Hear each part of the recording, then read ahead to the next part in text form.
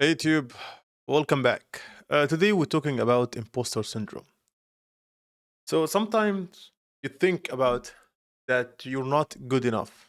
You don't belong here. Any time or any minute now, they will figure out that you're just a fraud.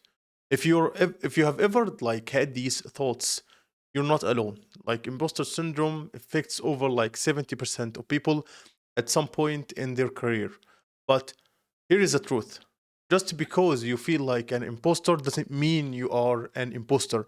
And this is specifically for software engineers because I guess we got these feelings a lot more often than other careers. So in this video, we will break down what is imposter syndrome looks like at different career stages. We will talk about some practical strategies to overcome this feeling and how to build the confidence in your skills and experience. Whether you are just starting out or a seasoned professional, you can tackle imposter syndrome. So let's get into it. And first, we start about what it looks like. So the first few years of your career with a with a steep learning curve, it's normal to feel unsure. But when that self doubt sticks around for a month, you might be dealing with an imposter syndrome. Okay, how it looks like. First, you struggle to accept praise. Like you think your success are just luck. You're only lucky. Number two, feeling like you haven't earned your title, like you hesitate when telling people your role. You don't think that you deserve this. Number three, perfectionism. You agonize over every tiny mistake, and you really pissed off over any tiny mistake. Number four, overthinking in simple tasks, like you put way too much effort into minor things. Number five, downplaying your abilities, like you assume others know more than you. How to overcome this for junior software engineer, for example? First, you need to schedule weekly one-to-one with your managers, like get real feedback instead of guessing how you're doing. Number two, seek new challenges, like push yourself outside your comfort zone to build confidence. Number three, remember self-doubt is normal. Even experienced professionals feel like this sometimes and feel it sometimes. Number four, keep a log of your accomplishment. Like track your wins to shift your focus from failures to success. If you're just starting out, know this: you belong here. Learning is part of your process, and nobody expects you to know everything on one day or on day one. Okay, let's talk about the imposter syndrome in the mid career. Like you are mid senior software engineer. So at this stage, you have built experience, mastered key skills, and gained confidence. But then you got promoted, switch jobs, or take on something new, and suddenly imposter syndrome comes rushing back. How it looks like?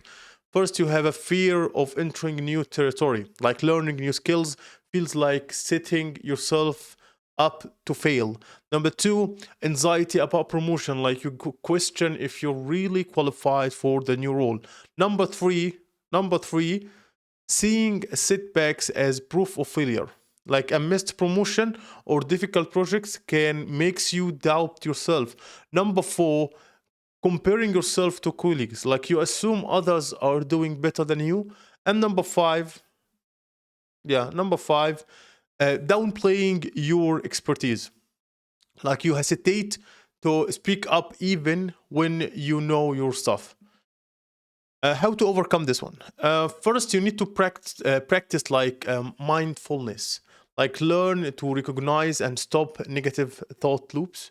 Number two, develop self compassion, like treat yourself like you would treat a friend struggling with doubt. Number three, keep a log of accomplishments. Like yes, it's still useful at this stage as well. Number four, consider therapy or coaching, for example. If imposter syndrome is holding you back, seek professional guidance. to guide you through this one. At this stage, imposter syndrome thrives and on like comparison. Remember, success isn't a race. It's about growing at your own pace, not more than that.